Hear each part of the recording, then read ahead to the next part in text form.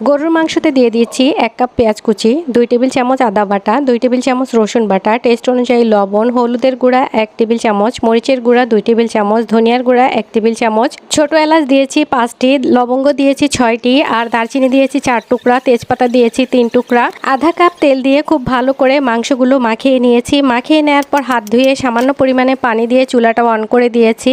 আজকের মাংস রান্না করব পেঁপে দিয়ে, সেজন্য আমি 1 কেজি পরিমাণে পেঁপে বড় বড় কিউব করে কেটে নিয়েছি আর মাংসটাও কিন্তু কষিয়ে নিয়েছি 60% মতো। এই পর্যায়ে আমি পেঁপেগুলো দিয়ে দিব আর পেঁপেগুলো দেওয়ার পর কিছুটা সময় কষিয়ে নিব যাতে করে মাংস 80% মতো সেদ্ধ হয়ে যায়।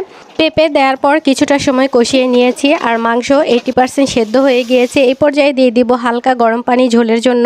ঝোলের পানিতে বলক আসার পর দিয়ে দিচ্ছি আধা কাপ বেরেস্তা আর 1 টেবিল চামচ জিরার গুঁড়া।